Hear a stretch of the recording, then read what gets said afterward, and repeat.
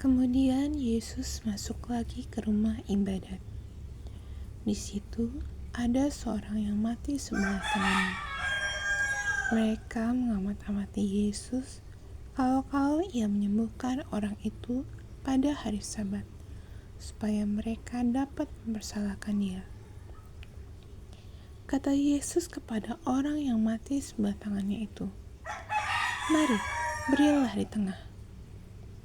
Kemudian katanya kepada mereka, "Manakah yang diperbolehkan pada hari Sabat? Berbuat baik atau berbuat jahat? Menyelamatkan nyawa orang atau membunuh orang?" Tapi mereka itu diam saja.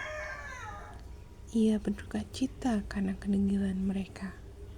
Dan dengan marah, ia memandang sekelilingnya kepada mereka, lalu ia berkata kepada orang itu, "Ulurkanlah tanganmu." Dan ia mengulurkannya, maka sembuhlah tangannya itu. Lalu keluarlah orang-orang Farisi dan segera bersekongkol dengan orang-orang Herodian untuk membunuh dia. Kemudian Yesus dengan murid-muridnya menyingkir ke danau, dan banyak orang dari Galilea mengikutinya, juga dari Yudea, dari Yerusalem, dari Idumea, dari seberang Yordan, dan dari daerah Tirus dan Sidon datang banyak orang kepadanya. Sudah mereka mendengar segala yang dilakukannya. Ia menyuruh murid-muridnya menyediakan sebuah perahu baginya karena orang banyak itu, supaya mereka jangan sampai menghimpitnya. Sebab ia menyembuhkan banyak orang, sehingga semua penderita penyakit berdesak-desakan kepadanya hendak menjamahnya. Bila mana roh-roh jahat melihat dia, mereka jatuh tersungkur di hadapannya dan berteriak, "Engkaulah Anak Allah." Tapi ia dengan keras melarang mereka memberitahukan siapa dia.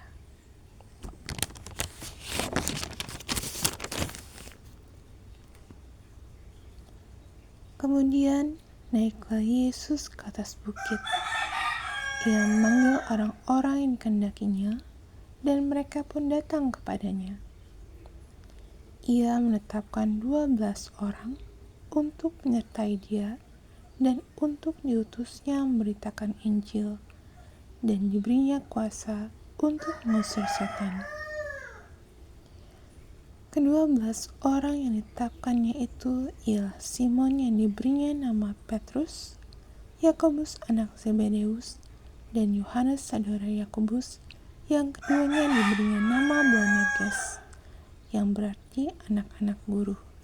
Selanjutnya Andreas, Filipus, Bartolomeus, Matius, Thomas, Yakobus anak Alfeus, Tadeus, Simon orang Zelot, dan Yudas Iskariot yang mengkhianati dia. Kemudian Yesus masuk ke sebuah rumah. Maka datanglah orang banyak berkerumun pula, sehingga makan pun mereka tidak dapat. Waktu kaum keluarganya mendengar hal itu, mereka datang hendak mengambil dia, sebab kata mereka, ia tidak waras lagi. Dan ahli-ahli Taurat yang datang dari Yerusalem berkata, ia kerasukan Beelzebul, dan dengan menghulu setan, ia mengusir setan. Yesus memanggil mereka, lalu berkata kepada mereka dalam perumpamaan, "Bagaimana iblis dapat mengusir iblis? Kalau suatu kerajaan terpecah-pecah, kerajaan itu tidak dapat bertahan. Dan jika suatu rumah tangga terpecah-pecah, rumah tangga itu tidak dapat bertahan. Demikianlah juga kalau iblis berontak melawan dirinya sendiri, dan kalau ia terbagi-bagi, ia tidak dapat bertahan, melainkan sudahlah tiba kesudahannya. Tetapi tidak seorang pun dapat memasuki rumah seorang yang kuat untuk merampas harta bendanya apabila tidak diikatnya dahulu orang kuat itu. Sudah itu barulah dapat ia merampok rumah itu. Aku berkata kepadamu, sesungguhnya semua dosa dan hujat anak-anak manusia akan diampuni. Ya, semua hujat yang mereka ucapkan.